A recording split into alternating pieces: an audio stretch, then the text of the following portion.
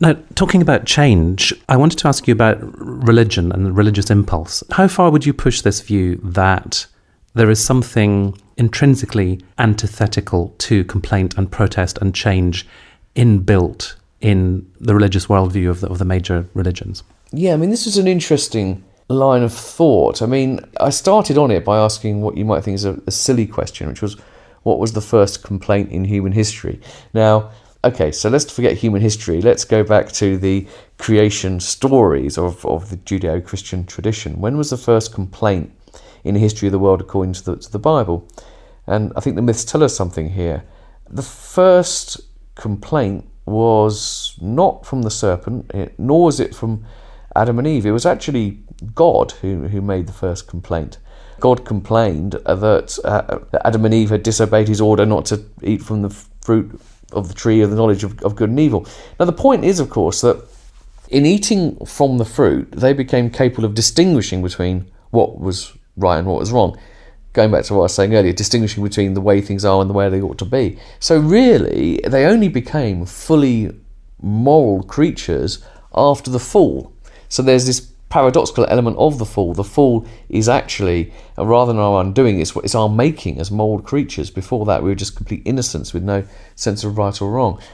God doesn't like that. God then banishes humanity from the Garden of Eden forever. So just merely gaining the capacity to complain is seen as somehow against God. But in general, yeah, most of the major religions, they do teach us not to complain. They do teach us to accept the way the world is, that things are God's will and so forth. You know, there are traditions of social teaching, particularly in the Gospels. So there are ideas about, making positive social changes. But overwhelmingly, the majority of religious teaching is about acceptance, not about complaint.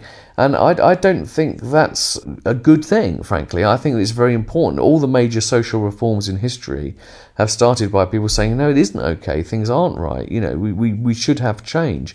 Although, as a matter of fact, fortunately, a lot of religious people in the past haven't gone along with I'd say the more mainstream teachings, which is that the world is imperfect, don't worry about it. A lot of religious people, as a matter of fact, protested a lot about the way things are and have changed them. In that respect, I think they're perhaps not representing the dominant trend within the actual theology of their religions. Do we live in a grievance culture, in your view? Well, I think we do seem to be in a grievance culture. By that I mean that when things go wrong, we look for someone to blame. Look for someone to sue at an extreme, but if not to sue, someone who is going to take responsibility for it, someone who can put it right. Now, there are reasons why that's sometimes a good thing, and I think that you don't want to go back to the time where people never kicked up any fuss. People talk about things going too far in schools, for example, with child protection legislation. Okay, maybe they have, but we certainly don't want to go back to the time where basically teachers could abuse physically or otherwise children at will and no one would question it. But I think that there is a problem that when things go wrong, people are becoming increasingly unable or unwilling to accept that is just sometimes the way life is. There's always a sense of entitlement now, that we are all entitled to all the good things in life, to the extent that if you can't have a child, it really is someone else's responsibility to give you the means to do so.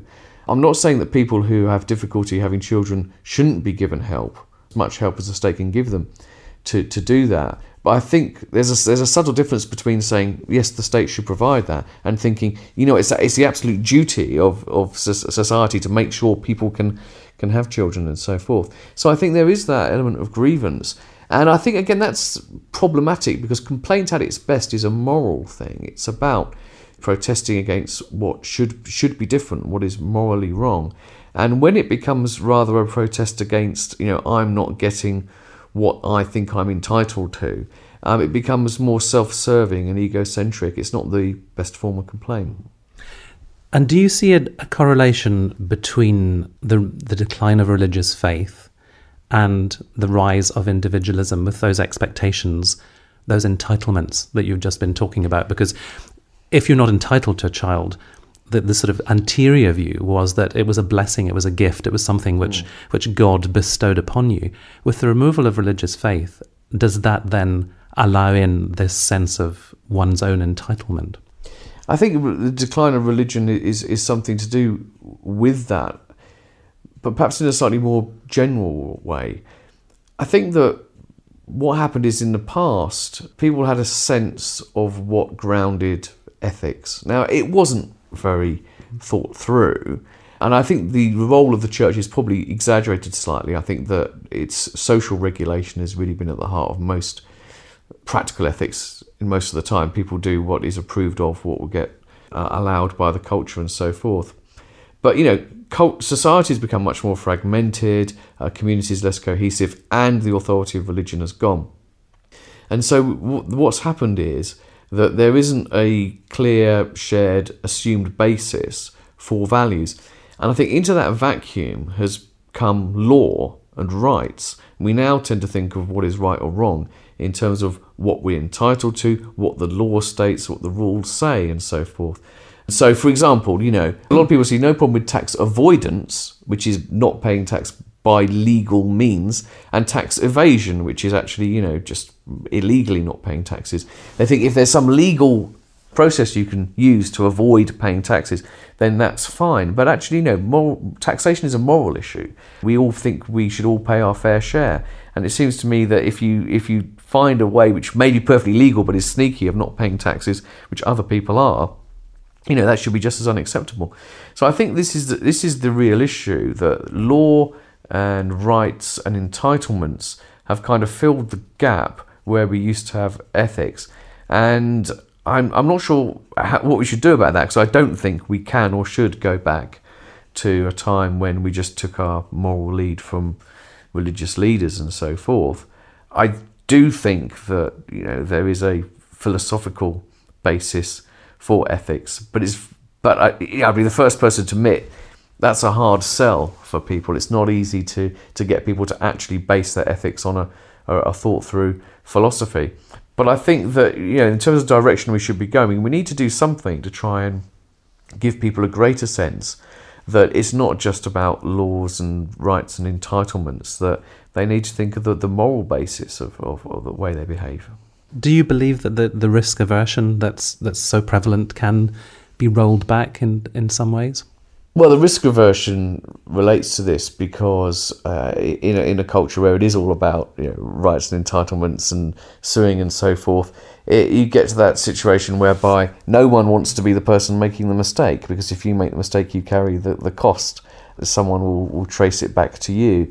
So again, that's another problem when it all comes about legal responsibility rather than moral responsibility. What that actually leads people to do is not to behave better, but simply to cover their backs and to try and avoid doing anything which might risk litigation. But again, there are tweaks we can do with that. We don't want to get to a situation whereby actually we just rip up all the fire regulations and let people do what they want, for example. But the incentives, you can rebalance the incentives, I think, which makes things a little bit more sensible and allow people to take responsibility, knowing that they're not going to be necessarily hauled up in front of a court if things go wrong. We need to be a bit more adult about that, I think. Julian Baggini. Complaint is out now in paperback. You can find out more about all of Julian's books, plus several million others besides, by going to blackwell.co.uk. You'll also find a podcast archive there containing over 100 author interviews. That's all for this Blackwell Online podcast, but I hope you'll join me again soon for another programme. And until then, thank you very much for listening, and goodbye.